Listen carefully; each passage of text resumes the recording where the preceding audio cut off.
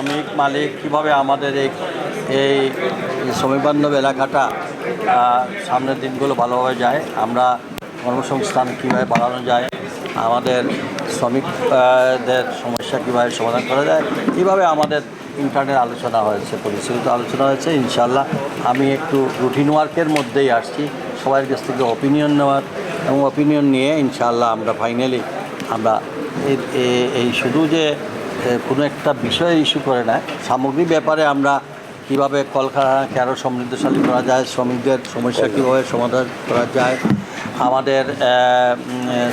আমাদের ইন্ডাস্ট্রিগুলোকে কীভাবে আরও ডেভেলপ করা যায়, এইসব সমস্ত বিষয় কোন জায়গায় প্রবলেম আছে আমরা একটু নোট করে নিচ্ছি।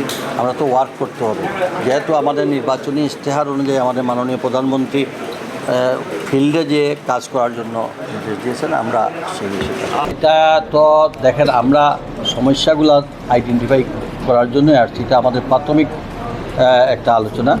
ইনশাআল্লাহ আমাদের নেক্সট মিটিংটা হবে যখন শ্রমিক মালিকদেরকে নিয়ে আমরা টিসিসি, তখন আমাদের সিদ্ধান্ত হবে আর কি। আমরা বলছি যে এই ফ্যাক্টরি ইন্ডাস্ট্রির জন্য স্পেসিফিক করে যে তেলগুলো দেওয়া হচ্ছে সেটা তো সাধারণ মানুষ বুঝতেছে না। আর আমাদের তো অকটেন আর পেট্রোল তো দেওয়া হচ্ছে না, দেওয়া হচ্ছে ডিজেল। এর জন্য আমরা যদি সাধারণ মানুষের মিসআন্ডারস্ট্যান্ডিং না হয়, এর জন্য প্রত্যেকটা পাম্পে এবং যে গাড়িগুলো বহন করবে তাদের জন্য নির্ধারিত যে তেলগুলো আছে এগুলো নেওয়ার জন্য যাতে কোনো প্রতিবন্ধকতা সৃষ্টি না হয়, মানুষের মধ্যে যেন কোনো মিসআন্ডারস্ট্যান্ডিং না হয়, সেটা আমরা আজকে থেকেই বলে দিয়েছি। আগামীকালকে পরবর্তী আমরা সব যতটা পাম্পে যার অ্যাসাইনমেন্ট দেওয়া আছে সেভাবে তেল নিতে পারি। আমার মনে হয় এটা ডেফিনেটলি শিল্প আলাদাভাবেই করা হবে।